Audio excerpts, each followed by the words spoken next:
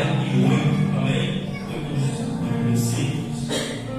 Diz ali a palavra do Senhor: e aconteceu que, ao retornar Jesus, a multidão o recebeu com alegria, porque todos o estavam esperando. E eis que veio um homem chamado Jairo, que era um governante da sinagoga, e, prostrando-se aos pés de Jesus, pedia-lhe que fosse à sua casa, porque ele tinha uma filha única, de cerca de 12 anos, que estava à morte. Mas, enquanto ele ia, as multidões o apertavam. E uma mulher que tinha um fluxo de sangue, havia 12 anos, e gastara todos os seus sustentos com médicos, e não pôde ser curada por ninguém. Chegando por detrás dele, tocou na orla da sua veste, e imediatamente estancou o fluxo do seu sangue. E disse Jesus: quem me tocou? Quando todos negavam, Pedro e os que estavam com ele disseram: Mestre, a multidão te aperta e te pressiona, e dizes: quem me tocou? E disse Jesus: alguém me tocou, porque eu percebi que saiu virtude de mim. Então, vendo a mulher que não podia ocultar-se, ela veio tremendo e, prostrando-se diante dele, declarou-lhe perante todo o povo a causa por que ele havia tocado e como ela fora curada imediatamente. E ele lhe disse: filha, tem com ânimo, a tua fé te sarou, vai em paz. Amém. A tua fé provoca milagres. Amém. A nossa fé, ela provoca Glória a milagres. Deus. A gente vai entender o período da história. Precisamente, a gente vai ver isso em Neemias e Esdras. A gente vai entender que Neemias, Esdras, Zorobabel, Ageu e Zacarias, eles vão fazer um brilhante trabalho, porque Israel constantemente se distanciava das leis do Senhor. Israel constantemente se desviava do caminho do Senhor, quebrava o pacto constantemente. A gente vai ver no livro de Juízes, por 6 vezes, Israel vai passar um período de cativeiro por 6 vezes, só no livro de Juízes. Então, toda vez que Israel pecava e voltava para Deus, Deus punia, mas não com cativeiro. Mas toda vez que Israel ele vai pecar contra Deus e se mergulha no pecado, quebrando o pacto e não volta para Deus, Deus usa o cativeiro em uma forma de repreensão para repreender e castigar o seu povo.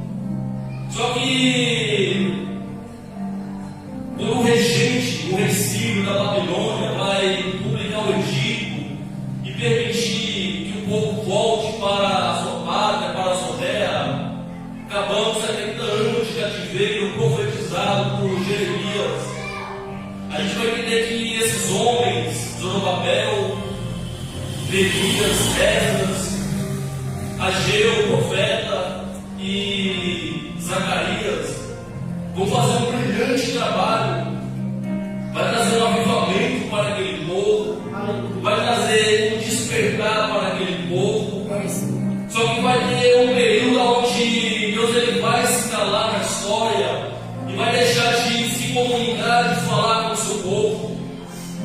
Neemias ele começa a fazer tudo isso por volta do ano 445 a.C. Só que de Malaquias a Mateus, o Evangelho de Mateus, há um vácuo na história, há um período de 400 anos. 400 anos de silêncio, pastor Lucas. 400 anos que Deus ele não fala com o seu povo. É como se fosse cativeiro no Egito. Aquele povo está no cativeiro de silêncio. Só que, embora Deus não fala, Deus não dá sonhos, visões, não levanta profetas, o povo não se volta para a adoração de imagens, o povo não se volta para a idolatria. E daí entender que quanto mais Deus fala com o seu povo, parece que o povo tem prazer de desobedecer a Deus. É como um pai fala com o filho, quanto mais corrige, disciplina o filho erra, pega com o pai. Aí Deus usa uma estratégia diferente, vou me calar, não vou me falar mais com esse povo, não vou me comunicar mais com esse povo. Um período conhecido como interbíblico. Deus ele se cala, fecha o céu. Deixa o povo à própria sorte. Agora no livro de Mateus, capítulo 3, verso 1 e verso 2, a João Batista no deserto da Judéia. João Batista pregando, arrependei-vos. Glória a Deus. Pois o reino do céu tem se Aleluia. Olha Deus voltando a falar com o seu povo: arrependei-vos, porque o reino do céu tem se aproximado. Deus ele se cala, não fala mais com o seu povo. E quando volta a falar, a mensagem é essa: arrependei-vos, porque o reino do céu tem se aproximado. Um profeta levantado no deserto, está no deserto vestindo vestimentas de pele de animais, se alimentando com aquilo que é no deserto. Um homem barbudo, um homem de uma aparência não amigável, uma aparência estranha, parecendo um mendigo ou um homem das cavernas. E a mensagem para o povo é essa: arrependei-vos, porque o reino do céu tem se aproximado. Aí olhamos no capítulo 4 do Evangelho ainda em Mateus, no verso 17. Jesus tem início, não muda a mensagem, a mesma mensagem que João Batista prega e inicia o seu ministério, é a mesma mensagem de Jesus: arrependei-vos, porque o reino do céu tem se aproximado. Essa era a mensagem de João Batista, essa foi a mensagem de Jesus. O povo que estava pregado na sombra de morte, aonde as pessoas andavam enfermas, possessas por demônio, pessoas que eram desenganadas pela medicina, pessoas sem perspectiva de vida, pessoas que não ouviam mais a voz de Deus. Agora o próprio Deus decide tomar a forma de homem, a forma humana em carne, e desce para falar com o seu povo, e começa a fazer sinais, maravilhas, prodígios. O cego começa a enxergar, o aleijado começa a andar, a pessoa que é atrofiada ela volta ao normal, então coisas que não foram feitas pelos profetas na antiga lei, agora uma nova aliança, uma nova lei, é o povo está acontecendo. E Jesus operando essas maravilhas, e aonde Jesus ele passava, vai arrastar a multidão. Glória a A Deus. multidão vai seguir Jesus. Aleluia, Senhor. Só que havia um certo povo, pastor Lucas, os fariseus, o povo que vivia na sinagoga, era contra os ensinamentos de Jesus. Pessoas que liam a lei, meditavam na palavra dia e noite, lia sobre Jesus. Agora esse povo é contra os ensinamentos e a autoridade de Jesus. Aleluia. Jairo, a palavra vai dizer na versão Almeida, príncipe da sinagoga. E quando a palavra príncipe, não é que ele é um príncipe, usava coroa, filho de um rei ou monarquia, não. Era o principal daquele lugar. Agora, esse homem que talvez fosse contra Jesus, porque na sinagoga, em meio aos fariseus, havia alguns que concordavam com os ensinamentos de Jesus, mas embora para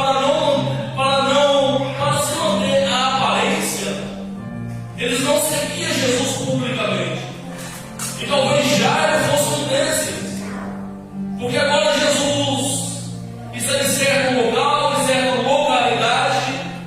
Jairo é uma filha de 12 anos, está numa fronteira entre a vida e a morte. Agora Jairo vai implorar para Jesus.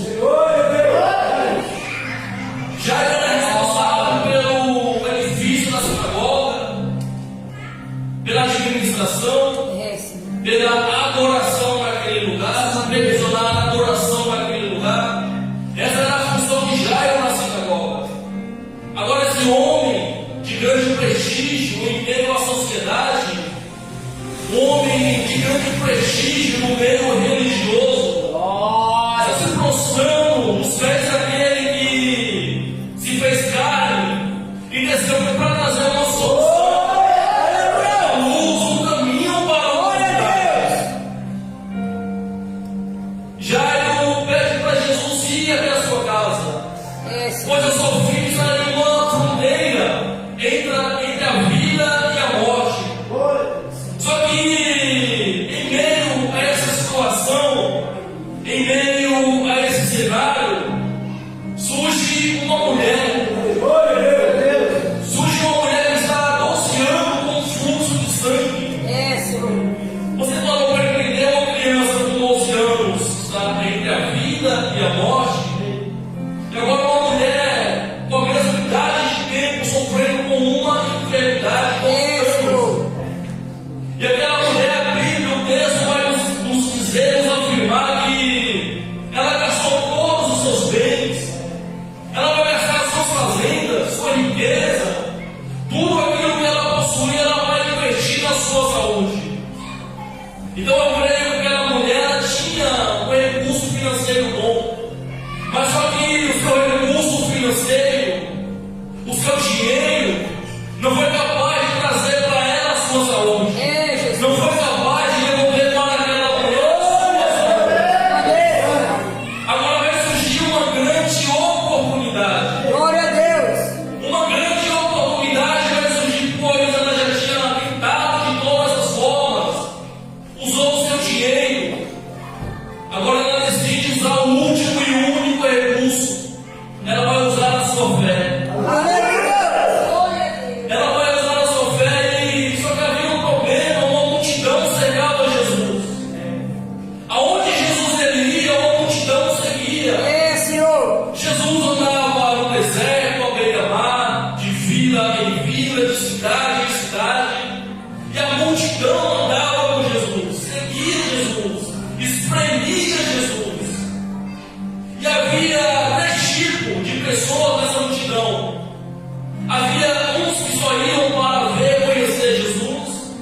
Havia outros que iam só para observar Jesus, para ver Jesus em alguma falha, para o acusar, procurar motivo para o crucificar.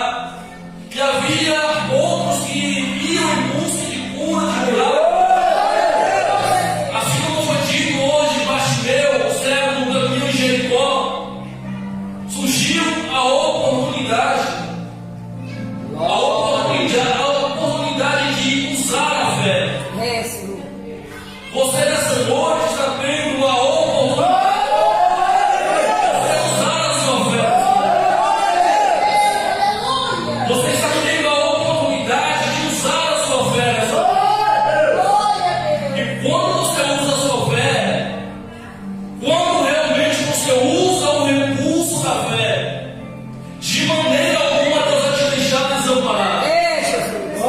Algo tem que acontecer.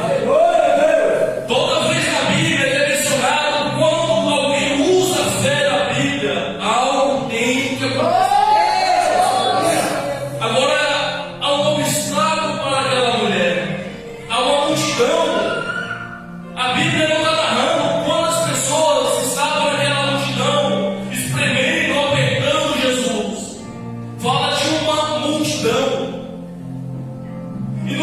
de Levítico, capítulo 15, a partir do verso 19, vai dizer que quando a mulher está no período menstrual, ela tinha que ter uma certa distância, pois todo aquele que tocar, o homem tocar, cerimonialmente, estaria impuro. E eu creio que a notícia do estado daquela mulher estava ocorrendo. E não todos que olhavam para aquela mulher já sabiam o seu problema. Então todos que evitavam de ter contato, não queria tocar naquela mulher. Mas o problema, talvez desprezada, humilhada, aonde passavam as pessoas criticavam, apontavam, caluniavam, o desprezo. Só que nem isso impediu dela usar a sua fé. Então aquela mulher decide, a bom gosto, se somente eu tocar na obra do manto dele, eu serei curado. Amém. Não preciso eu abraçar, beijar, não preciso fazer um discurso. Se somente eu tocar na obra do manto dele, eu serei curado. E muitas das vezes a gente quer abraçar Jesus, tocar em Jesus, e nem conseguimos tocar na obra do manto de Jesus. Queremos ver o sobrenatural, queremos ver fogo, terremoto, queremos abraçar, beijar a face de Jesus, e não conseguimos tocar na obra de Jesus. Somente tocar na obra do manto de Jesus eu serei curado. Agora aquela mulher vai romper esse obstáculo, essa barreira. E me chama a atenção que foi o mesmo com Zaqueu. Zaqueu não estava enfermo. Zaqueu só queria conhecer quem era Jesus. Zaqueu queria ver o rosto, a face de Jesus. E também havia uma multidão. E Zaqueu, de baixa estatura, sobe numa árvore. E aquilo também chama a atenção de Jesus. Porque Zaqueu queria conhecer Jesus. E a gente, nos dias de hoje, a gente não tem mais esse desejo de ver a face de Jesus, de poder abraçar Jesus, de poder ouvir a voz de Jesus. Não sei se alguém já teve essa experiência de estar dormindo, ou em algum local ouvir uma voz calma, uma voz suave. Não sei se você já teve essa experiência, de como isso é maravilhoso. Deus te dá texto da Bíblia, versículo da Bíblia, capítulo da Bíblia, você poder ouvir a voz do Espírito Santo. E a gente não tem mais esse desejo no coração de abraçar Jesus. Mas como também se nem conseguimos tocar na obra do seu manto. Uma multidão espremia Jesus, tocava em Jesus, nada aconteceu. Muitas pessoas tocando, apertando, espremendo Jesus, nada aconteceu. Será que era só aquela mulher que precisava de um milagre? Será que é somente ela que necessitava de uma cura? Mas era somente de tocar na orla do manto de Jesus. Algo aconteceu. Sabe o que ela usou? A fé. A fé que estamos abandonando. A fé que move montanhas. A fé que somente olha para o monte e fala para ele: ó, salta daqui para lá. Deixamos de buscar isso. Buscamos dons de línguas. Buscamos dom de profecia. E esquecemos que a fé é dom. Glória a Deus. A fé é dom de Deus. Amém. E através da própria fé, Jesus curava, libertava. A fé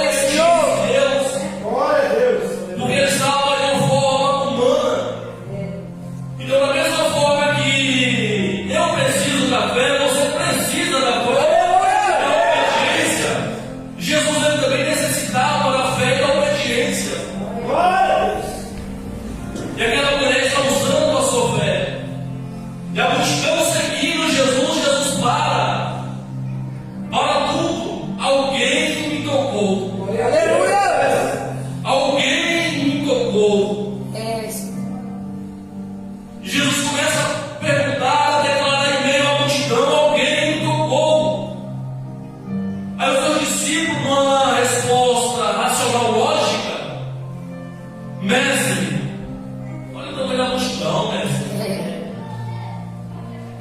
É como se os discípulos falassem ao mestre: meu Senhor, mestre, não complica. A multidão te obriga, te aperta, te dizes, quem te tocou. Mas Jesus está falando de um povo diferente. Naquele momento alguém usou a fé. A multidão seguia Jesus, mas ninguém estava usando a fé. Mas naquele momento alguém está usando a fé para provocar. E no momento que alguém está usando a fé para provocar milagres, alguém tocou o sentido e saiu divino. Saiu o poder de Jesus. Em meio a 1.000, 2.000, 3.000, 500 pessoas, o texto não está falando. Uma única pessoa utiliza a fé.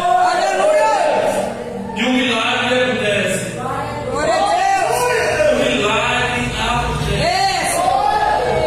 E Jesus perguntando para a multidão, aquela mulher com vergonha, talvez ela achando que ia tomar uma bronca de Jesus. Talvez esse era o pensamento dela, pois estava no costume judaico, na lei judaica, a situação dela. Ela chega toda tímida, toda envergonhada e começa a se explicar para Jesus. Explicar para Jesus, para a multidão, o motivo a qual ela tocou em Jesus. Vai em paz. Tua fé. A tua fé te curou. E várias passagens da Bíblia, onde vai relatar sobre Jesus, ele vai mencionar essa palavra: a tua fé. A tua fé te curou. Você está usando a fé ou você está estacionado? Será que estamos usando a nossa fé ou estamos estacionados? E não para que se segue, porque Jesus ele está indo para a casa de Jairo. E no meio desse percurso, no caminho, vai ter esse acontecimento. Jesus vai para a casa de Jairo. Só que chega a notícia para Jairo que a menina estava morta. Não incomodes mais o mestre. Já vou encerrar a mensagem. A hora se avança. Não incomode mais o mestre. A Jesus fala: crê somente.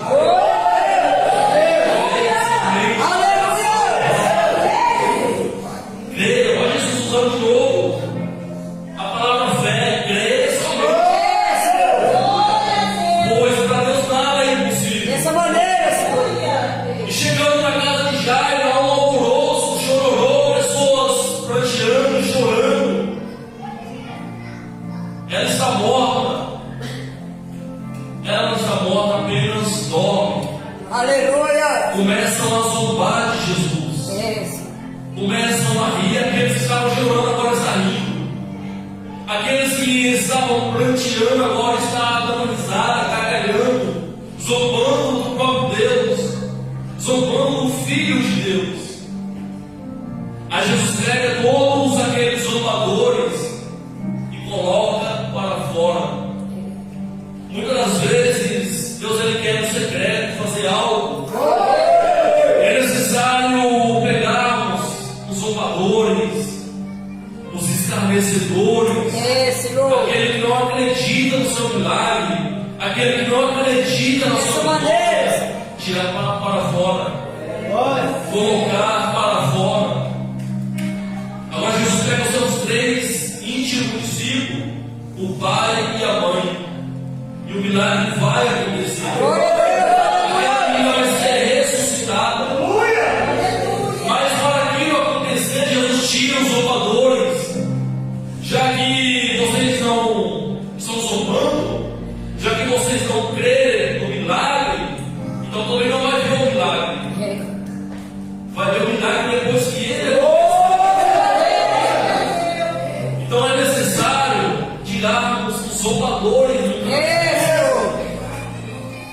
Tem pessoas que estão ao seu lado, ao seu redor.